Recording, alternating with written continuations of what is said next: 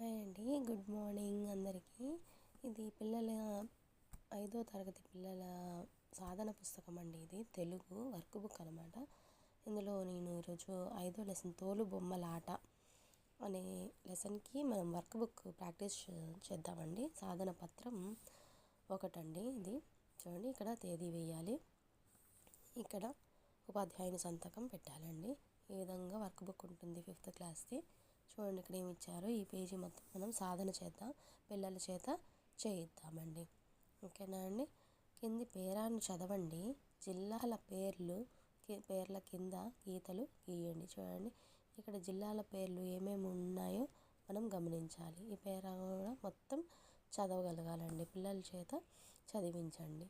ఇవన్నీ మన తోలుబొమ్మలాట పాఠంలో ఉండే ఒక పేరా అండి. ఇది మొత్తం చదివితే మనకి ఇక్కడ చూడండి, తెలుగు ప్రాంతంలో ప్రచారంలో ఉన్నట్టు తెలుస్తున్నది. మన ఆంధ్రాలో తూర్పుగోదావరి, వైఎస్ఆర్ కడప, అనంతపురం, శ్రీకాకుళం, విశాఖపట్నం జిల్లాల్లో తోలుబొమ్మలాట కళాకారులు ఉన్నారు.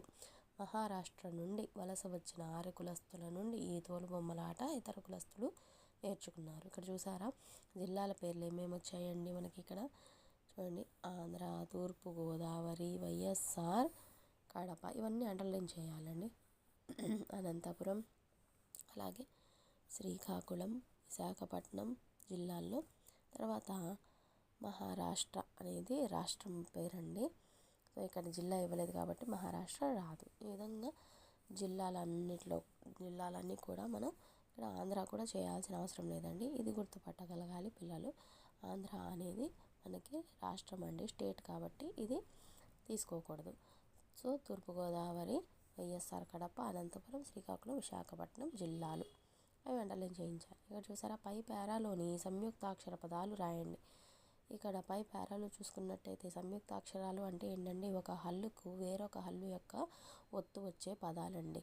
అవి ఏమేమి ఉన్నాయి ఇక్కడ మనం ఫస్ట్ అండర్లైన్ చేసుకుందామండి. ఇక్కడ ఒకటి దొరికిందండి, ప్రాచీన. చూడండి, ఇక్కడ సంవత్సరాలుగా చూసారా, తాకి సావత్తు వచ్చింది.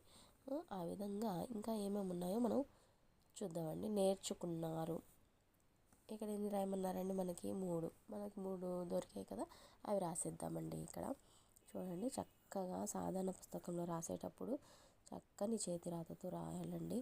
అప్పుడే మనకి హ్యాండ్ రైటింగ్ ప్రాక్టీస్ అవుతుంది. అలాగే మనం ఏ పదాలు రాస్తున్నాము అనేది అర్థమవుతుంది అన్నమాట. పిల్లల చేత ఈ విధంగా చక్కగా రాయించాలి. చూసారా,